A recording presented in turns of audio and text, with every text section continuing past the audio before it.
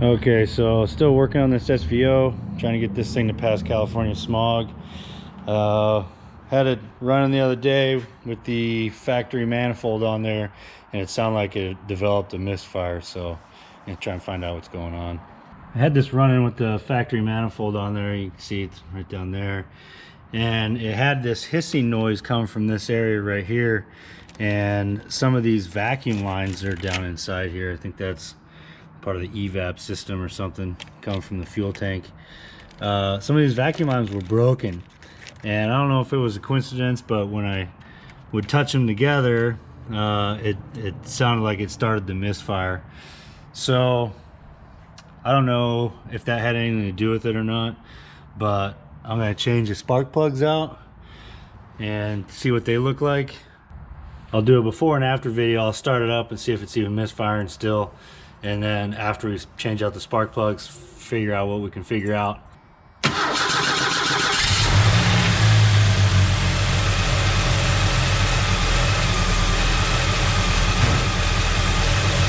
Okay, I could tell that it was still missing. Hopefully it shows up in the video.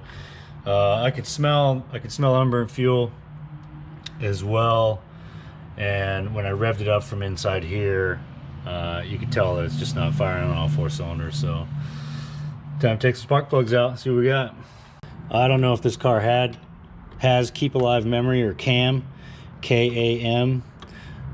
What that does, it helps the PCM remember some of the settings for like injector pulse and things like that to help keep the air fuel ratio correct.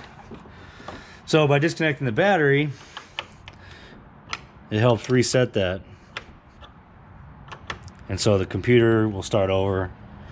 I know that's how it works on OBD2. I just don't know if that's how it works on OBD1, but we'll give that a shot. These plug wires have already been marked from when I put the stock manifold back on there. 5/8 spark plug socket.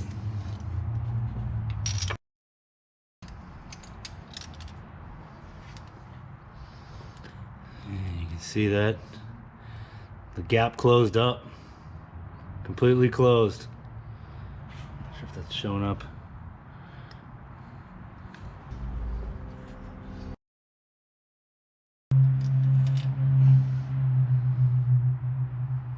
That was not closed.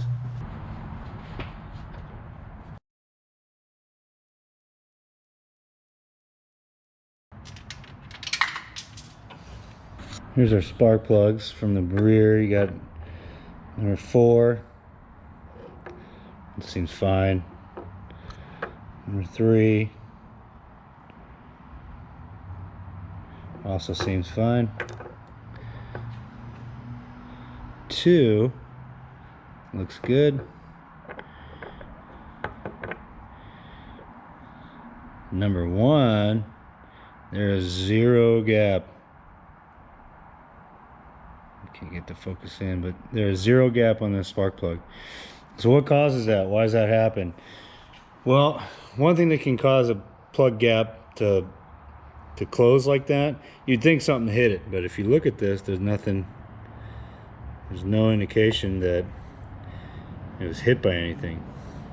Detonation can cause that, and so I was messing around with these vacuum lines, and one of these is actually pretty good sized vacuum line, so it has a significant vacuum leak. You could hear it hissing back here, and when I touched the two together, the idle changed, and it almost sounded like there was a knock in the engine, like an actual, like a knock, like a rod knock or something.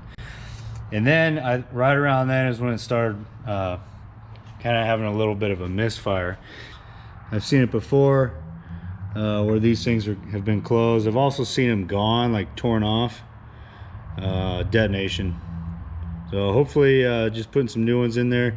These spark plugs that I have in there, NGK TR-5s. I'm gonna put some NGK TR-6s in there and see how those do. Here's the plugs I'm going to put in there. NGK TR-6s 4177. So the way NGK works is the higher the number, the colder it is. So TR-5, TR-55, TR-6s, These TR-6s are going to be a one step colder heat range than this. This is the factory recommended, but I've read that some people have good luck with these TR-6s. So we'll put these in. The factory recommended gap is right around 30 thousandths. So I got my little spark plug gapper tool here. Lowest it goes down, it goes to 30 thousandths right here. So we'll use that one. This is if you're going to use a spark plug gapping tool, this is probably the preferred one, or one of the specialty ones where you screw it down and then use a feeler gauge.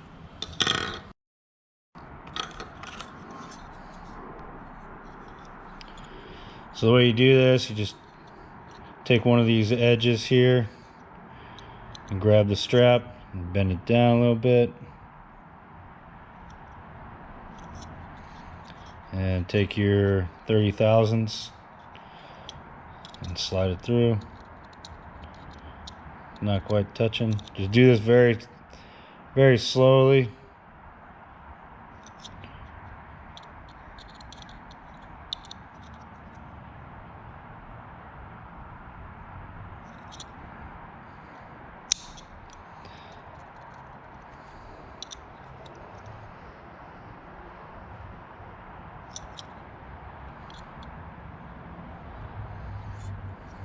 It's now went a little too tight and I can't get, it just barely fits in there. You can see it grabs just a little bit.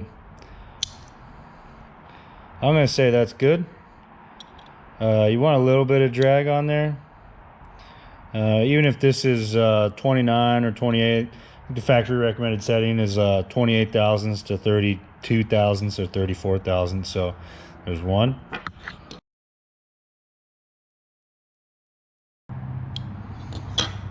All right, there's a fourth one. Now, of note, NGK actually does not recommend anti-seize on their spark plugs, at least on their TR series or their V series. So you put them in just like this, and the reason why they say it is it's got a coating on here that helps seal it and to help anti-corrosion. And if you put anti-seize on there, it could change the torque values of it. And if you're putting this in an aluminum head, you could tear the threads out of there by over torquing it. So no anti-seize according to NGK.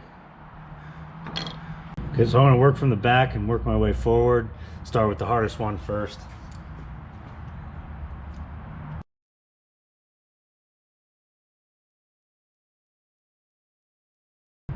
And spark plug wires.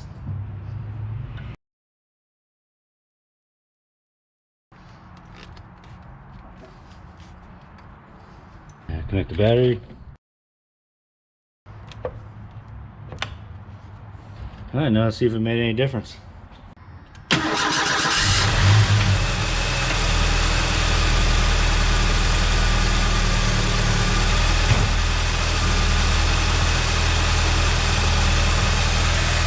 That is way smoother.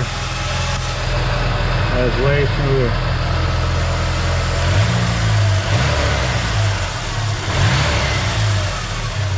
Okay, so we'll see if that fixes it. It's running a lot better now.